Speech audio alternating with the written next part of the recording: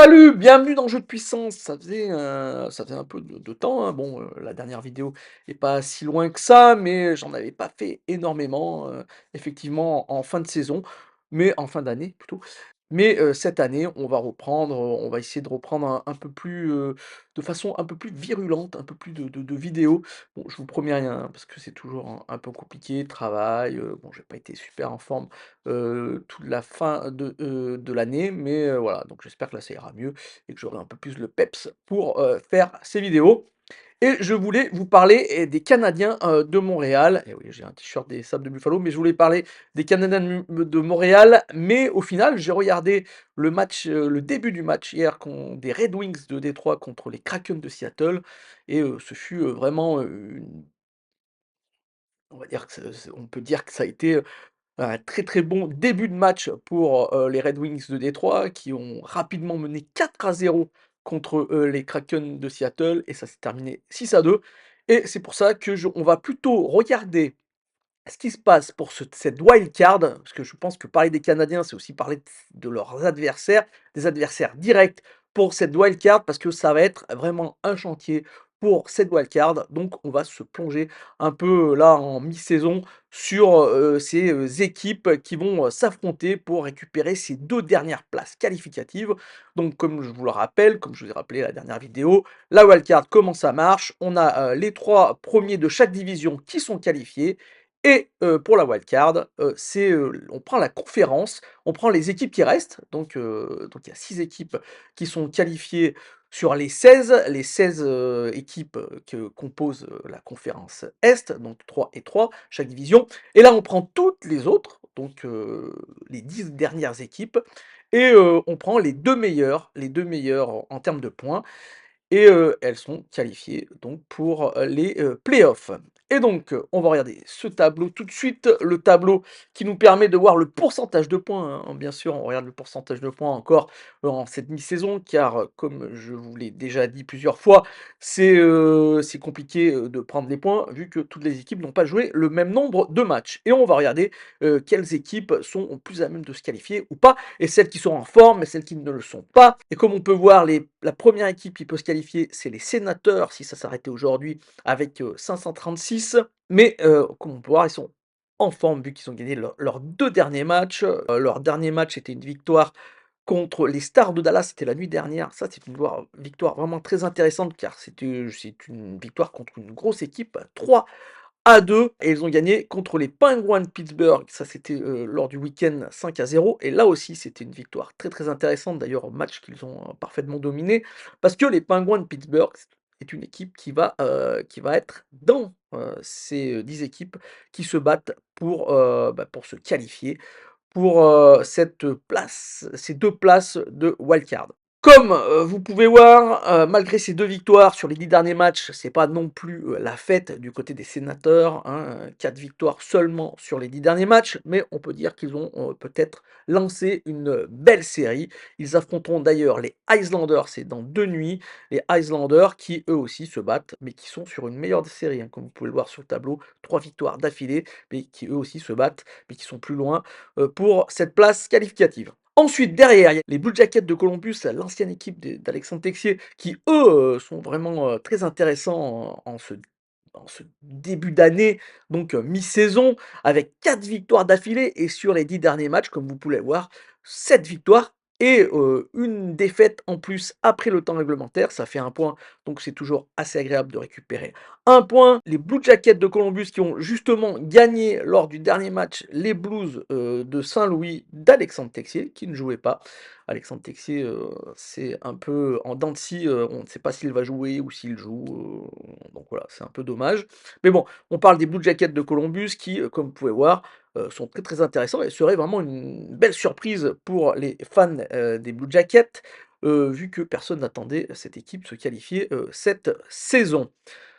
Comme on le sait, disparition de Johnny Gaudreau, dans un terrible accident avec son frère. Gros coup de massue pour cette équipe, donc voilà, on pensait que ça allait être un peu dur psychologiquement, mais peut-être que ça a renforcé, ça a renforcé, la team et que ça leur a permis, de se projeter vers, une belle saison et là on peut voir, en hommage, pour Johnny, là on peut voir que c'est quand même pas mal du tout, 4 victoires sur, leurs 4 derniers matchs, 7 victoires sur leurs 10. Ensuite, à égalité, on a les Red Wings qui ont gagné hier, comme je vous ai dit, 6-2 contre le Kraken. Vraiment un très, très beau match, qui sont à 7 victoires de suite sur les 10 derniers matchs. Ils ont gagné donc 7 matchs et en ont perdu 3. Donc ils avaient une petite série de 3 défaites et maintenant 7 victoires de suite, une super série qui leur permet de remonter.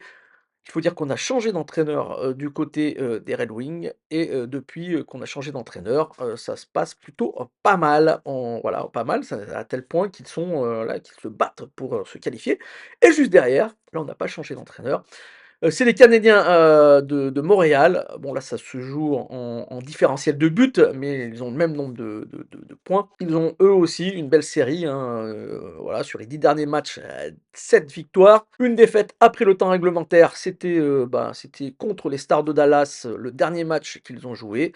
Une défaite 2-1, après les tirs de barrage. Donc comme vous pouvez voir, vraiment, les Canadiens de Montréal sont super en forme, ça la mayonnaise prend, on a un super Len Hudson, comme, jeune rookie qui peut gagner peut-être le titre du meilleur rookie. Nick Suzuki fait vraiment un super championnat.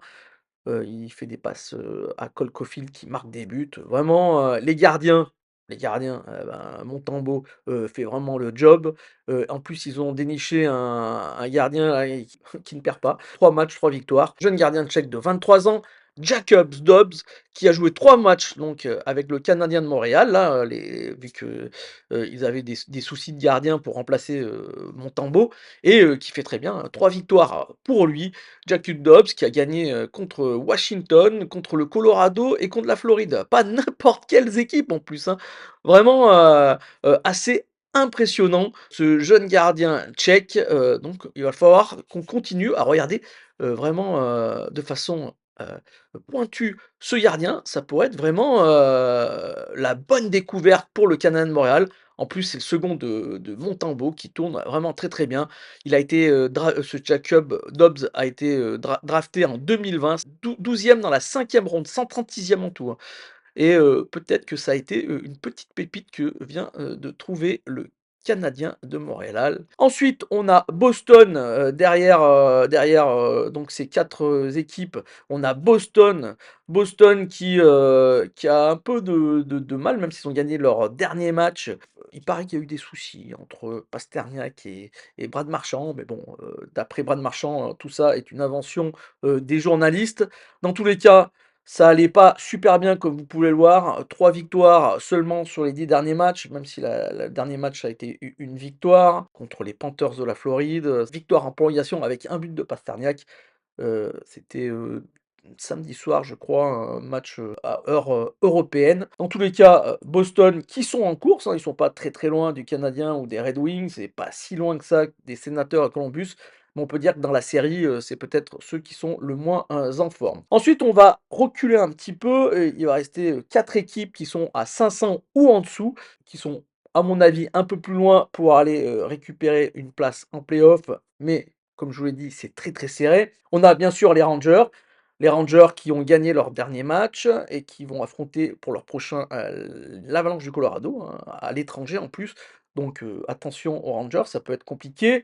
2 victoires, de suite, c'est la série qu'ils ont en cours. 4 victoires sur les 10 derniers matchs, comme vous pouvez voir, c'est pas terrible. Une autre équipe qui est en grande difficulté, c'est les Penguins de Pittsburgh. Les Penguins de Pittsburgh qui n'ont gagné que 3 matchs lors des 10 derniers matchs, 2 défaites, de suite, donc une contre les Sénateurs, comme je vous l'ai dit, 5-0 et une contre le Lightning, 5-2, c'était la nuit dernière.